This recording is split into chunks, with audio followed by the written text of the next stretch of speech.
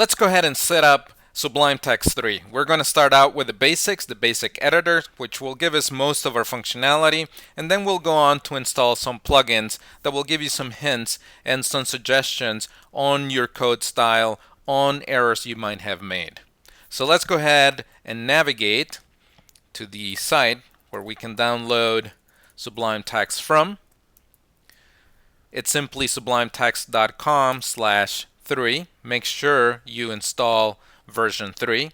I'm then going to click on the OS 10 version.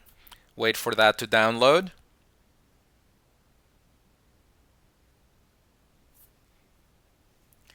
We're now going to double click on the installer.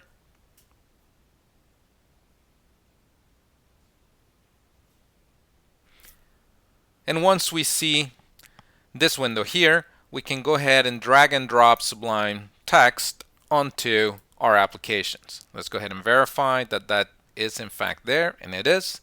I'm now going to go ahead and close this window here. And now we can go ahead and run Sublime Text. The first time we run it, it'll ask us to verify whether we want to run it. We confirm. I'm going to go ahead and make my font a little bit bigger. And beforehand, I wrote a sample HTML file. I'm going to go ahead and drag it onto the editor. And as you can see there, right away, we get some syntax highlighting. The editor can recognize the components of the language. And so this is quite helpful. Now, at this point, you have everything you need to write the code for this course. What follows is simply, as I mentioned originally, a number of plugins that will make your life easier, that will give you some hints about the errors you make when you write code. So let's go ahead and do that next. The plugins require Node.js and a couple of packages that we will install through Node.js. So let's go ahead and navigate to Node.js, which is simply nodejs.org. And we will install the latest stable version. We will keep it and run the installer.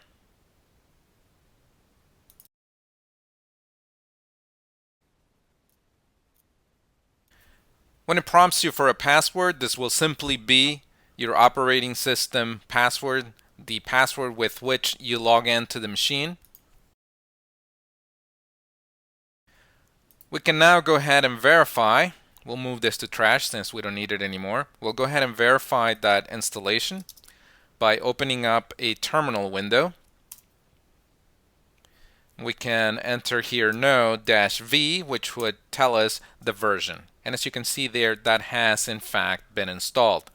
Now we're going to go ahead and add an additional package. This one will give us hints within JavaScript, and we first install this directly on the machine, and later we do it through Sublime. So I'm going to start out by entering sudo su, which gives me additional permissions to do this installation. You then enter the password for your machine. Again, this is the password that you use to log into your machine with. And now I'm going to enter a command, npm, which is part of Node.js, install JSHint, and then I'm going to install it globally. Once I've done that installation, I'm going to go ahead and exit just simply to the bash. Okay, at this point we have all of the dependencies that we need on our machine, and we'll go back to the editor and continue the configuration there. So let's go ahead and open up Sublime Text. Going to go ahead and make the window bigger. I'm going to go ahead and view my console. And now I need to add to the editor a package manager. This will simply enable me to add a number of packages just like we did in the operating system, but we will now do it within the editor. So to begin with that setup, I'm going to go ahead and navigate to the package manager, which I'm going to cut and paste here the address into the window. And as you can see there, it's sublime.wbond.net/installation. I'm now going to go ahead and copy and text this string of text that you see here.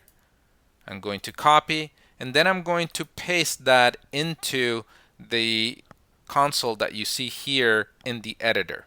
So I'm going to go ahead and paste, hit return, and you can see there that there's a configuration taking place. Once that has completed, I can go ahead and verify by entering the Command-Shift-P. And if I start to type package, you can see there that we now have a number of options such as package control, package, install package, and so on. And at this point, since we've only installed one package, which is the package manager, when we list our packages, we simply see package control.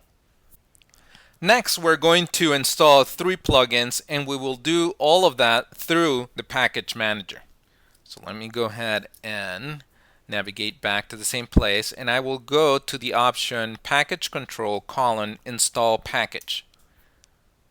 Let's wait for that to read. It's going across the web and pulling down the latest list of packages.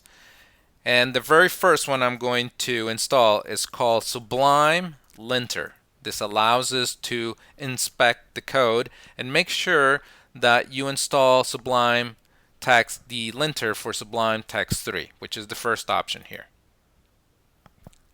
And as you can see there, that is being installed. Once that finishes, the next package we're going to install is JS-Hint. We go to the same place, install package, and the package that we need is called Sublime Linter -JS-Hint. That is the first option again. I'm going to go ahead and hit enter. You can see there that once again the package is being installed. And the last package we're going to install is called Sublime Code Intel, and this will allow us to make to do autocompletes within our code. So we go back to install package, we start to type Sublime Code Intel, and as you can see there, it's the first option.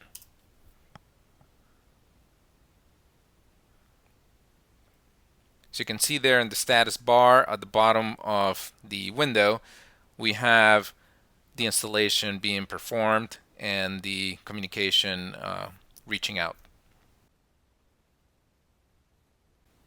Okay, it looks like that's gone ahead and installed.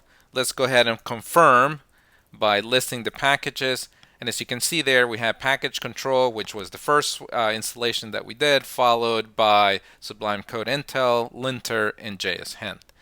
Let's go ahead and restart the editor. That's always a good idea after you do installations.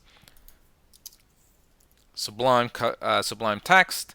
And now if we drag and drop our sample file and we remove the semicolon, you can see there that I get a red square over on the left hand side, and if you can read across the bottom, the status bar says error, missing semicolon. This is just an example of the type of hints that those plugins will give you.